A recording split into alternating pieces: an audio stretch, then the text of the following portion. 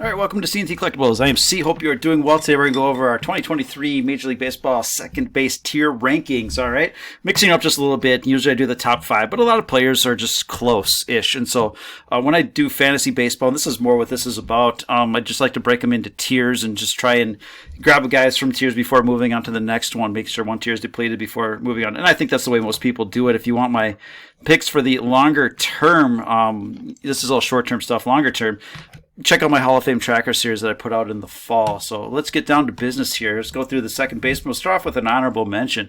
Jazz Chisholm, player profile just a few weeks ago. I like him a lot. I think he's interesting.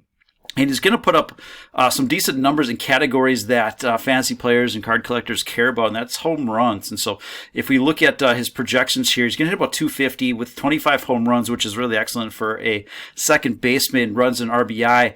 They're right in range with everything else. Stolen base number up among the best as well. Rate of runs created 116, so 16% better than the average player, but not elite, with 3.6 wins above replacement. So those are what the projections say. So a pretty decent player. Now, in the points league, he's going to be held back 15th overall in points leagues because of the strikeouts. That counts against you in most points leagues, and so that drops him down considerably over players that get on base consistently. But in Roto, because of the stolen bases, because of the home runs, he and the RBI and runs, those are respectable. He can be a top 5 player in Roto. All right, so right now he's going as the third second baseman off the board. So I feel he's a little bit overvalued at this time. When I do these projections, I blend the points in the Roto ranks together with a little extra emphasis on the points rank.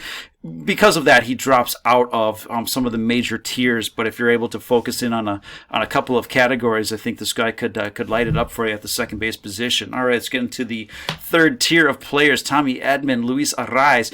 I feel like I could just put Luis Arraez into almost every position here. He's value at first base, probably more valuable at second base, but he plays enough positions that he could find his way into these rankings across the board here. Andres Jimenez, Jeff McNeil.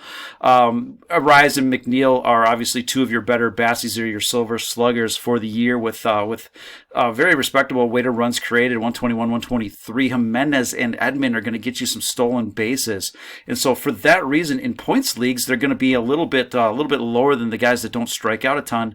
But in Roto, they're going to be considerably higher because they can do more in the stolen base area. They're going to do more in the home run area. Andres Jimenez is the player I like amongst this group the best, because of his age and because he can be a 2020 player. This was a top prospect that came over in the Francisco Lindor trade, and so he could flip between 2 and 3, and it's a player again that I favor the most out of this tier because of upside. But right now, McNeil and Arraez are 14th and 17th overall in second base average draft position, and they obviously rank decently higher than that depending on the league that you're in. Again, in Roto, devalue them a bit because they're not going to be monsters in any specific category, but in points because of the lack of strikeouts could do very, very well. Tier 2, we've got a couple players in there. Ozzie Albies making his return, and Ketel Marte, a couple of guys that can hit decently, 260, 270 hitters, double-digit home runs. Albies can be a 2020 type player almost. Stolen bases may not get there, but look at the weighted runs created, above average, 3.5 wins above replacement. Albies typically outperforms that, and so I think the projections are going easy on him because of his injury in return, but both rank very high in points leagues. And Albies, because of his runs RBI in that offense, he could have a lot of production in the home runs. Ranks number 2 overall in Roto leagues, while Marte drops a bit lower. But Ketel Marte is going 16th in average draft position at the second base position, making him one of the bigger sleepers, a top 5-ish player at the second base position, going 10 rounds or 10 spots below that. And so I do like Albies, but the better value may be Ketel Marte in that group here. And we'll wrap it up with tier 1, and really we should divide this into a couple here. Both these players belong in their own tier.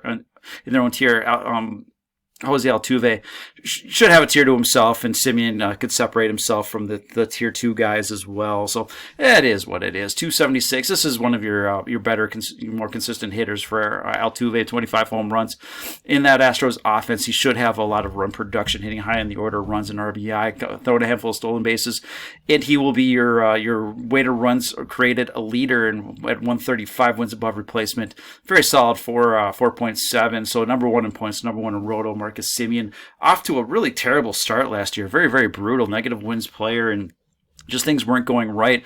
But if you look at what he did after the All-Star break, roughly half a season, lines up with what he's projected to do, what he's done in the past, and what he's projected to do this year. So about 260 hitter, near 30 home runs, run RBI again. That Texas offense could that's looking a little bit more high-powered by the day here. 2020-ish guy with 121 weighted runs created, nearly 5 wins above replacement, and second in points, third in roto. So there's not a lot of discrepancy there. Those are two of your safer picks there. And again, post All-Star break last year, he was the player that they expect him to be this year. So there's the tier breakdown. Let me know if you like this format a little bit better than just a straight top 5, or what works best for you guys here. I don't mind either way, but hopefully you just enjoy this and get something out of it. And there it is. If there's any questions or any other players you want to look at, please let me know. And that's what I got for you. Have a great rest of the day. Thank you.